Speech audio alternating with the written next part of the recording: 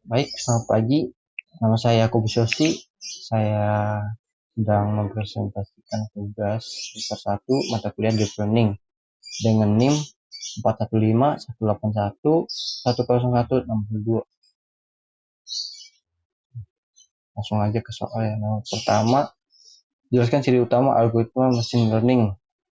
Merupakan salah satu cabang ilmu dari atau artificial intelligence atau kecerdasan buatan yang khususkan kepada komputer untuk mempelajari data dengan tujuan untuk meningkatkan kecerdasannya.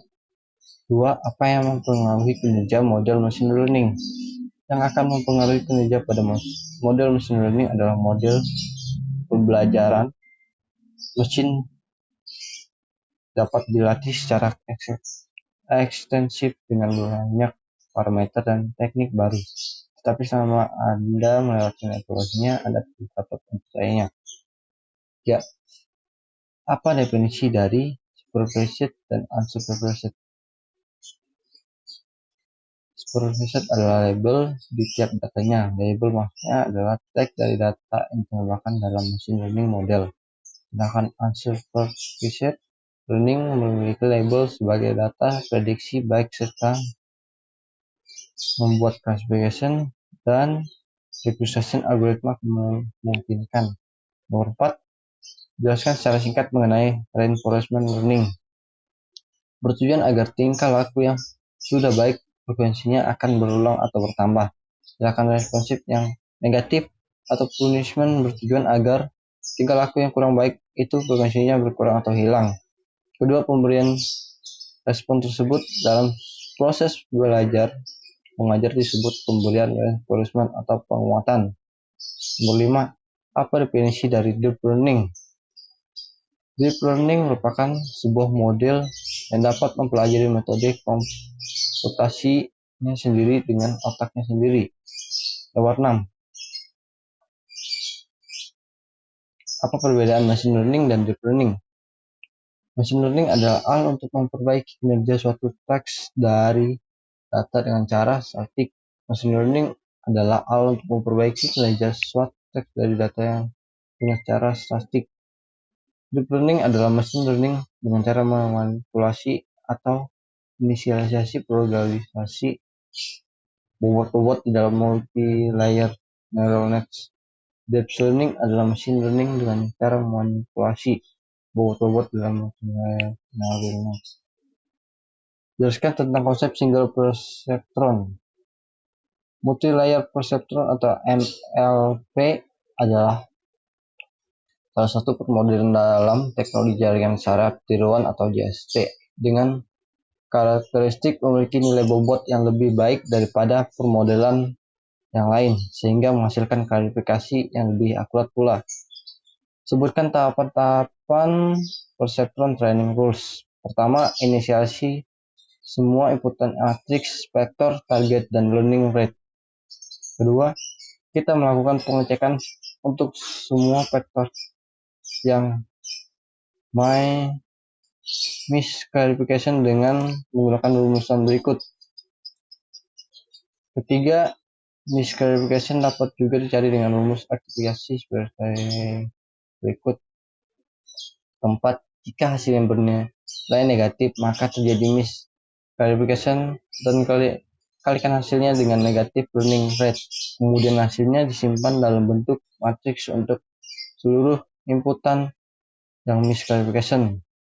Kelima, kemudian lakukan perubahan bobot yang baru. Keenam, kemudian ulangi langkah 2 hingga tidak terdapat lagi vektor misclarification. 10. Jelaskan mengenai univariate dan multi-Gaussian. Univariate merupakan sebuah metode analisis data yang hanya memiliki satu variabel saja. Biasanya digunakan untuk meringkas data dalam bentuk grafik, tabel, dan ukuran statistik. Multivariate merupakan metode statistik yang digunakan untuk mengolah atau menganalisis data yang lebih dari dua variabel. Nomor 11. Jelaskan perangkat keras yang digunakan untuk mengolah data menggunakan deep learning. Contohnya, Convolution Neural Network atau CNN. Pada dasarnya adalah jaringan saraf tiruan yang paling banyak digunakan di bidang computer vision untuk menganalisis dan mengklasifikasikan gambar. Ini merupakan algoritma deep learning yang mengambil gambar, masukkan, dan memberikan bobot atau bias pada berbagai aspek atau objek pada gambar, sehingga dapat membedakan satu dengan lainnya. 12. Menurut Anda, tools atau software apa yang mudah digunakan untuk deep learning? Menurut saya, Anaconda dan Jupyter. Nomor 13. Sebutkan contoh dataset yang dapat diolah dengan deep learning. Yang pertama, dandelion, tulips, bunga matahari atau sunflower, mawar, rose, dan daisy. Nomor 14. Apa yang dimaksud dengan activation function? Berfungsi untuk menentukan apakah neuron tersebut harus aktif atau tidak berdasarkan dari weighted sum dari input. Nomor 15. Apa yang dimaksud dengan fungsi objektif? Objektif sikap yang lebih pasti biasanya diyakini keabsahannya, tapi bisa juga melibatkan perkiraan dan asumsi dengan didukung dengan fakta atau data. 16. Sebutkan formula yang digunakan untuk validasi model deep learning. Yang pertama adalah multiplier perceptron neural network atau MLNN. Kedua, backpropagation. Ketiga, convolution neural network atau CNN. Keempat, recurrent neural network atau RNN. Kelima, long short term memory atau LSTM. Keenam, generative adversarial network atau GAN. Nomor 7, restricted Boltzmann machine atau RBM. 8, deep relief network atau BNN. Apa tujuan dari pemberian training?